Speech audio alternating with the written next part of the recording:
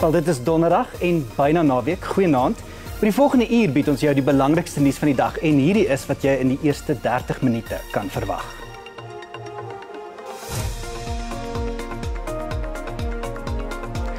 Inwoners van die Parel in die Weskaap maak hulle wenslysies bekend in afwagting op 'n presidensiële imbizo wat môre in die dorp gehou word.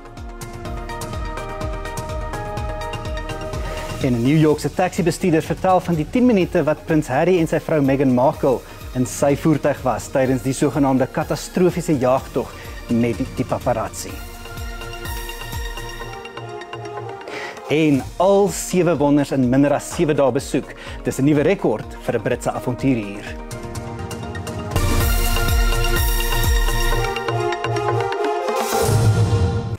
Inwoners van die Parel in die Drakensberg munisipaliteit wil hê president Cyril Ramaphosa moet kwessies oor armoede, werkloosheid en beurtkrag prioriseer. Suid-Afrika se interregeringsraamwerk beoog dat al 3 vlakke van regering moet saamwerk om aan landsburgers se diensleweringsbehoeftes aandag te gee. Die tema van die imbizo is laat niemand agter nie. Die Drakensberg plaaslike munisipaliteit is die tweede grootste munisipaliteit in die Weskaap, naas die Kaapse Metro, met sowat 305.000 inwoners. Dit is in die hartjie van die Kaapse wynlande geleë en bestaan uit dorpe soos die Parel, Wellington en Simondium. Die munisipaliteit spog met 8 agtereenvolgende skoon audits wat dui op sy finansiële volhoubaarheid. Amptenare sê van hulle suksesse is die implementering van 'n 3-punt plan om die impak van beurtkrag te versag om sodoende inkomste te beskerm en om basiese dienste te lewer. Alternatiewe energie is ook 'n sleutelprioriteit gebied. We've got a 61%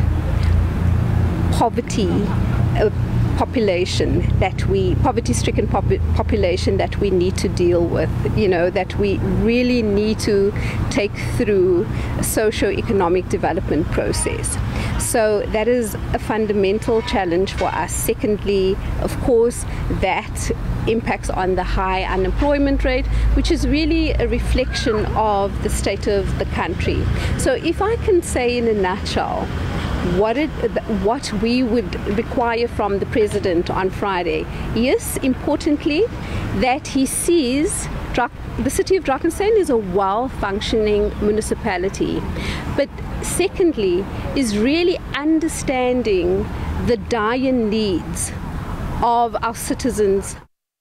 Die hoë vlakke van armoede en werkloosheid waarvan Philips praat is duidelik sigbaar in gebiede soos Mbekweni. Hier doen inwoners 'n beroep op werksgeleenthede, behuising en hulp teen opsigte van die voortdurende kragonderbrekings.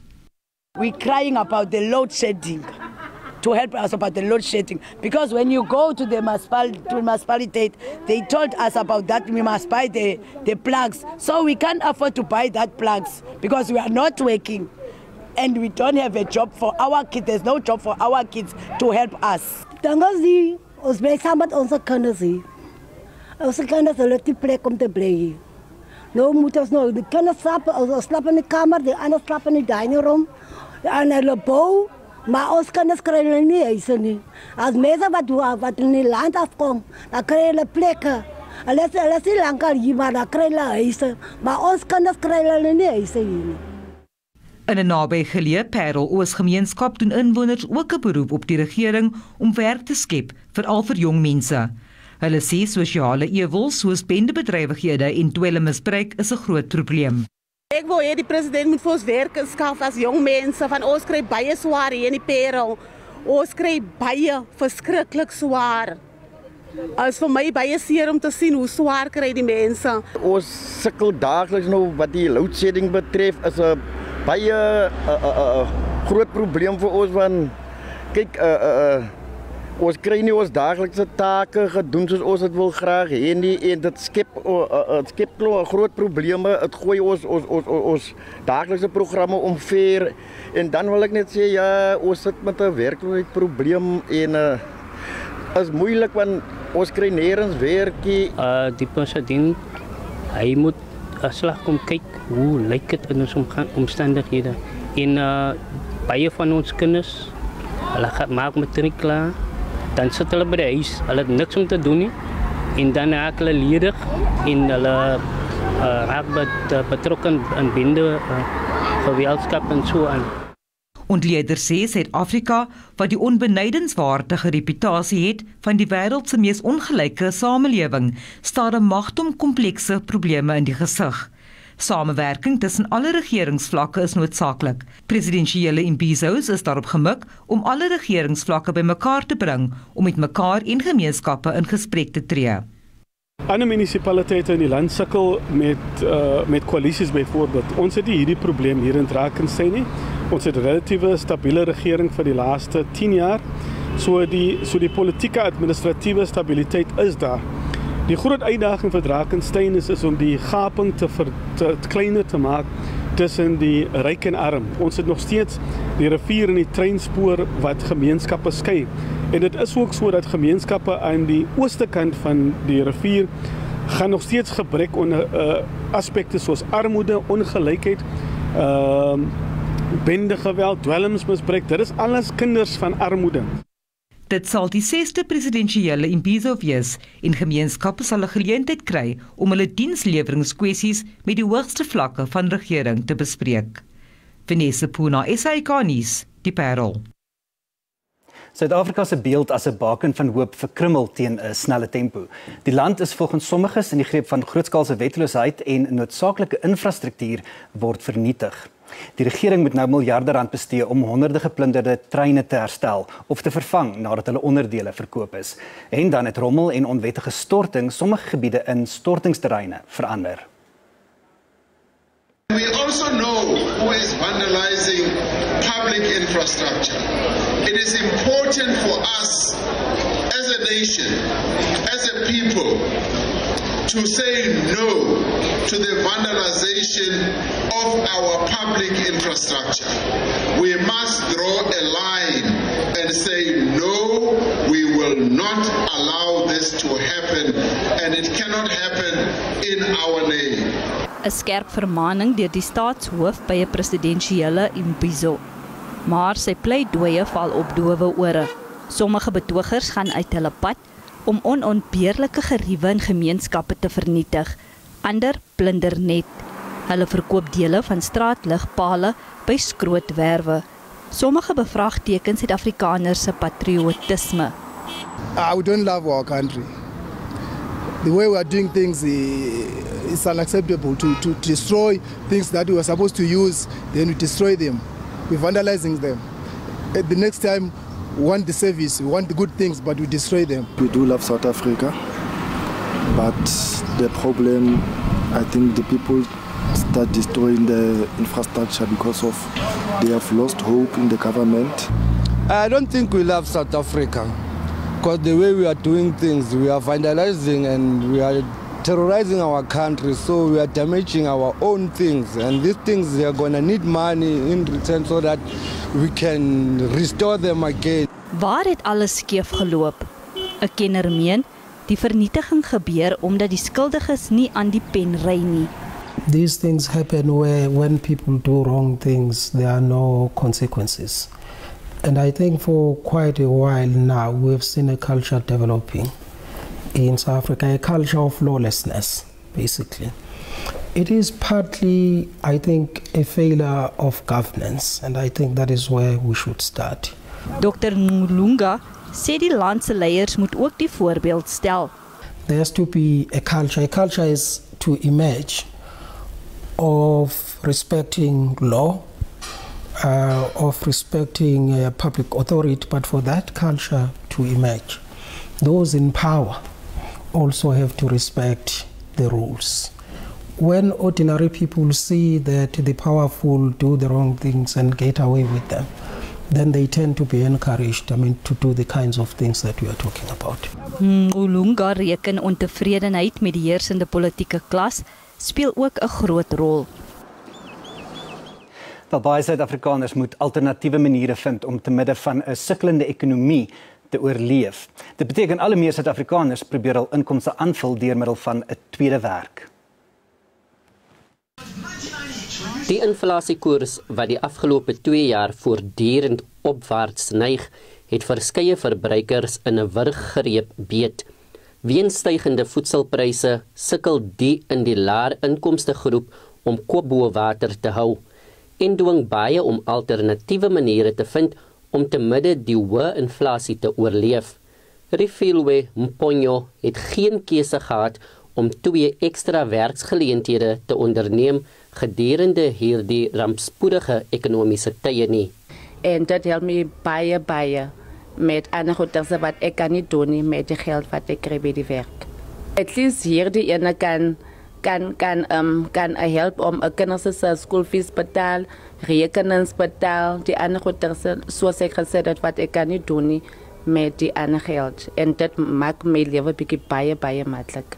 Stanley Ngapale, 'n pa van 2, stem saam. Hy is voltyds werksaam by 'n mynmaatskappy, maar moes ook alternatiewe inkomste genereer. It's because of when we have side hustle, it helps a lot. Like, let's say you don't have a bread in the house, then you take from the money that you have from the side hustle. It's tough for people who are not working because they don't have income anyway. But when you have the hustle, like selling, it's better. Maar diegene wat hulle salarisse aanvul, word gewaarsku om altyd hulle hoofbron van inkomste te prioritiseer. Moet nie jou belangrikste inkomstebron afskeep nie. Jy weet, die werk wat jy het is tog 'n baie belangrike bron van inkomste, maak verseker dat jy nog steeds aan die vereistes voldoen en nog steeds jou brood verdien.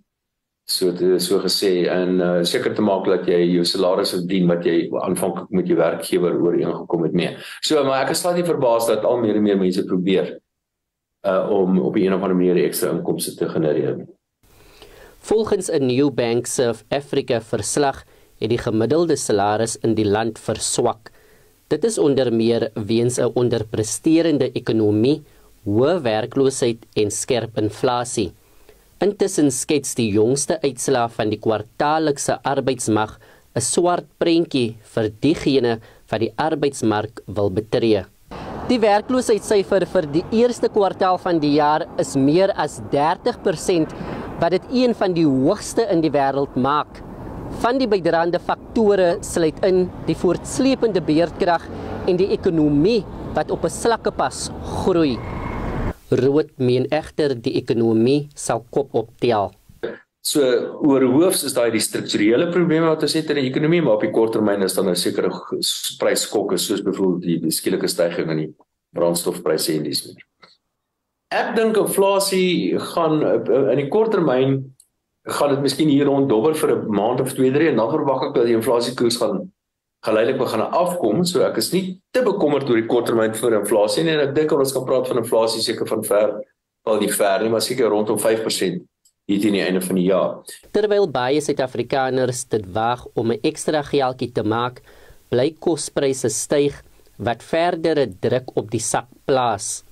En terwyl mense soos Refilwe en Stanley hoop dat die inflasiekoers sal afneem, is hulle hoofprioriteit om kop bo water te hou met die hulp van hulle ekstra inkomste.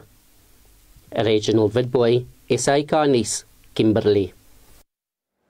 In die noordelike gebiede van Gqeberha het sommige skole nog nie volle subsidies vir hulle voedingsprogramme ontvang nie. Dit ten spyte daarvan dat die departement van onderwys verklaar het dat alle skole ten volle betaal is. Die departement was 2 weke gelede in die soeklig nadat hulle versuim het om vanaf 12 April meer as 1 miljoen leerders in die Oos-Kaap van 'n daaglikse maaltyd te voorsien. Dit was maar 'n moeilike begin van die tweede skoolkwartaal nadat hierdie skool en baie ander in die Oos-Kaap nie hulle voedingsfondse ontvang het nie. Gelde is eers uitbetaal nadat die publiek alarm gemaak het. Vir sommige is dit die enigste maaltyd tot die volgende skooldag. Ons was honger. As die bedryf kom as niks om te eet nie. So die juffrou ons het hulle sakke het goed gekoop vir ons. Ek sê gewees, maar dan nie kos by die skool gewees het nie. En ek het eindigste gevoel en ek het die kinders gekyk en daar het sy gesag. Sommige skole beweer egter dat hulle nie ten volle betaal is nie. Quite a number of schools that still haven't been paid. It's a major problem. I mean, this is one of the many schools. And my problem that I'd like to actually bring across is the fact that there isn't enough strategic planning You know, for something like this that happened, we come from a pandemic and we know what happened then. And proper planning has to be put into place. We don't really know what is going on in the Department of Education. We do know that there's an investigation and we have nothing to do with that. But at the end of the day, proper strategic planning.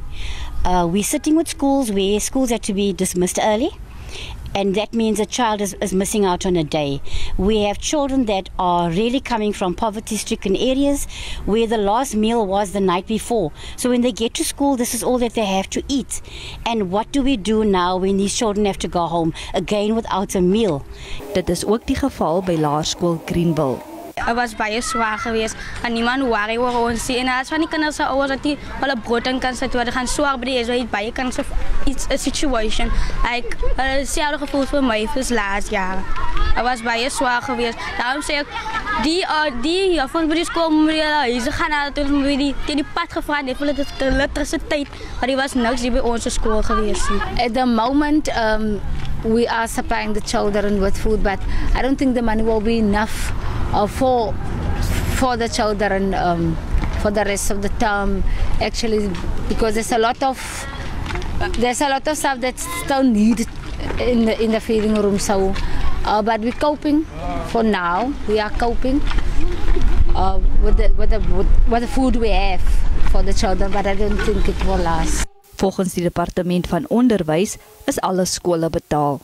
Since the school gets its own allocation based on the learner numbers, the school projected that it was going to increase the numbers, but unfortunately the actual numbers are below the projected numbers.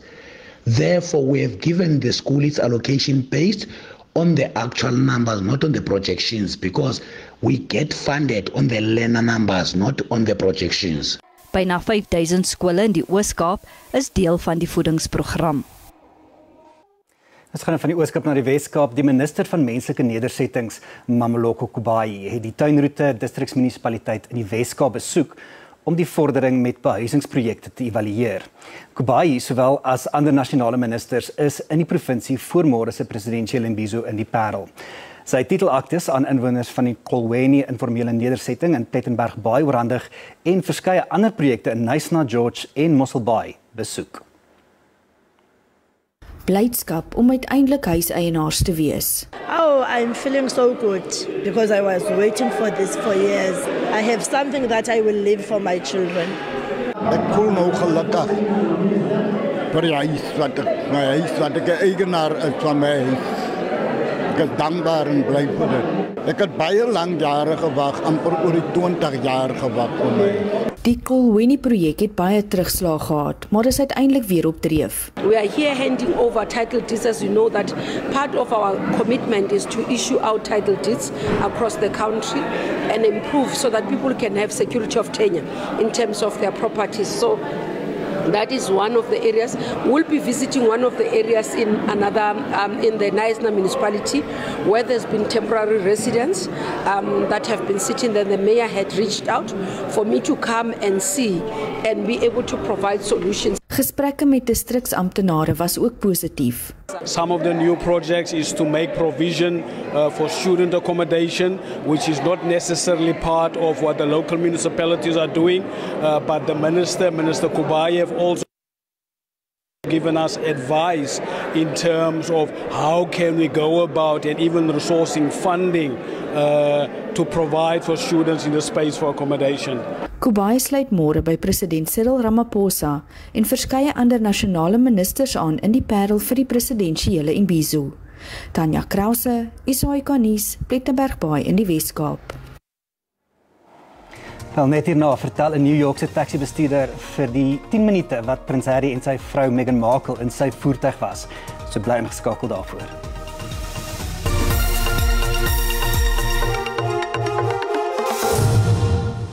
En ons gaan voort met jou Afrikaanse nuus.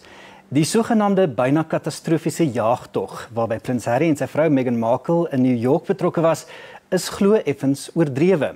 Wel so sê die taxi-bestuurder wat die koninklike egpaar Dinsdag aand so wat 10 minute vervoer het. Meghan se ma, Doria Ragland, was ook in die taxi. Die Harry volg nadat 'n woordvoerder van Harry en Meghan in 'n verklaring gesê het, die egpaar was in 'n byna katastrofiese motorjaagtog betrokke weens hoogs aggressiewe paparazzi.